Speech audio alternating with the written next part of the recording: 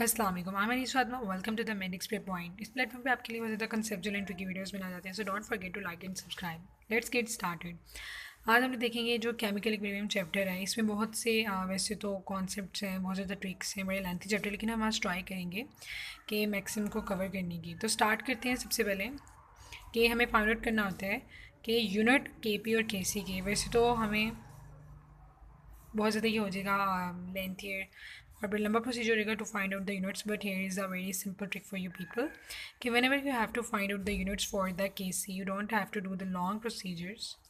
ठीक है, यहाँ पे बस आपको जो के सी के लिए याद रख लेना है, ये वाला एक फार्मूला है मोल डी एम माइनस 3 और ऊपर है डेल एन। डेल एन क्या है? डिफरेंस है between the number of moles of product in the reactants.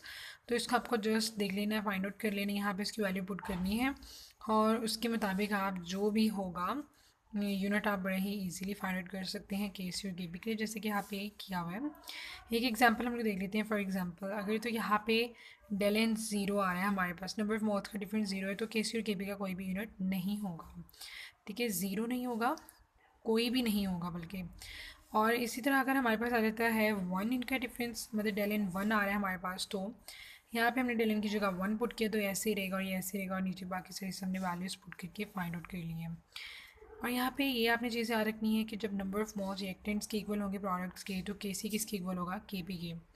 जब number of moles of reactant greater होंगे as compare to the number of moles of products, then जो K C होगा हमारा that will be greater as compare to the K P. और इसी तरह जब हमारे नंबर ऑफ मोल्स जो होंगे ऑफ प्रोडक्ट वो ग्रेटर होंगे as compare to the number of moles of products, तो जो के पी है that will be greater as compare to the K C. Here is another important concept के जो K सी है। ठीक है, इस तरह के हमें कोई भी क्वेश्चन दे दी जाती है तो याद रखना है जब भी वी हमारे पास वॉल्यूम डिनोमिनेटर में होगा, जो के सी क्या होगा वो भी डिक्रीज़ करेगा और जो हमारा रिएक्शन है वो फॉरवर्ड डायरेक्शन में प्रोसीड करेगा। तो यहाँ पे एक बड़ी ही मज़े की ट्रिक है, ये हम लोग बड़ी ही सिंपल इसको हम देखते हैं।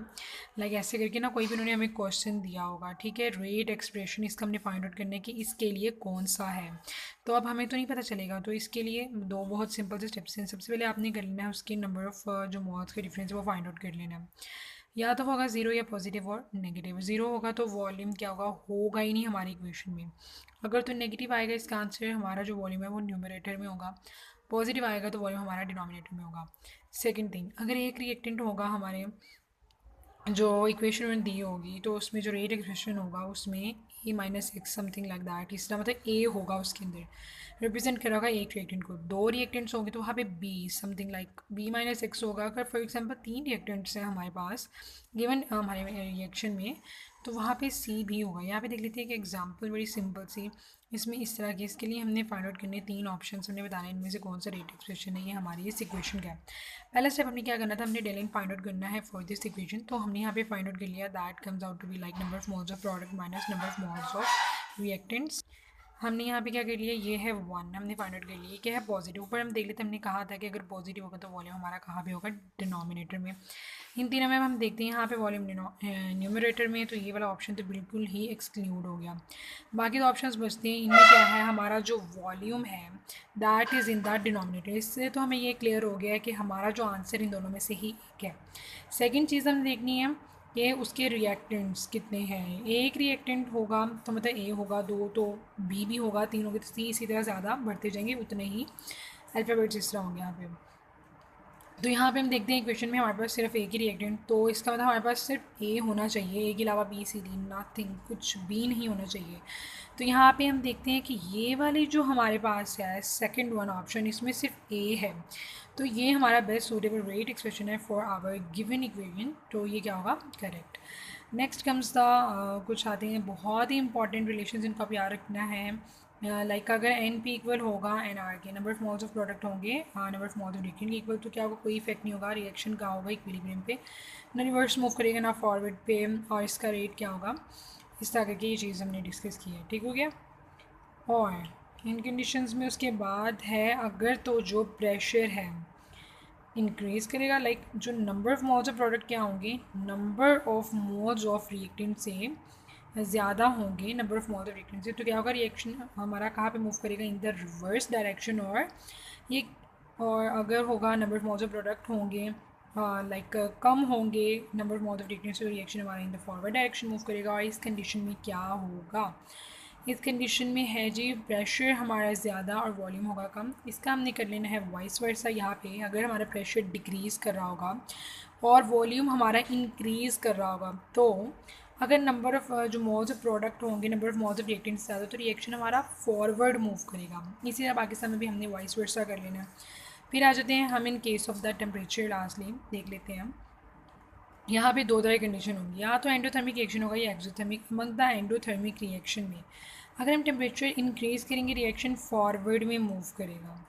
और अगर हम क्या करेंगे, टेम्परेचर डिक्रीज़ करेंगे, तो रिएक्शन हमारा कहाँ पे मूव करेगा, इन द रिवर्स डायरेक्शन।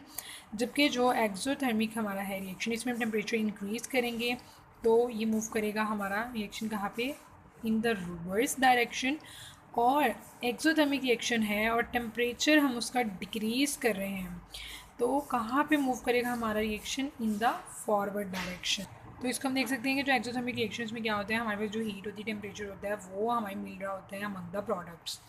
ठीक हो गया। यहाँ पे हमने क्या कर दिया है, उसको हमने रिएक्टेड में तो वो पहले कम हमने और ही लाइक कम कर दिया है, उससे हमने क्या कर दिया है, फेवरेबल कर दिया है कि जो हमारा रिएक्शन है वो फॉरवर्ड डायरेक्शन मूव करें। Next come some important relations that you have to remember कि टेम्परेचर इंक्रीज़ करेंगे तो हाइड्रोजन आइंस और हाइड्रोक्सिल आइंस ज़्यादा होंगे, पीएच और पीओएच कम होगी, के डब्ल्यू और पी के डब्ल्यू क्या होगा, ज़्यादा होगा, पी के डब्ल्यू कम होगा।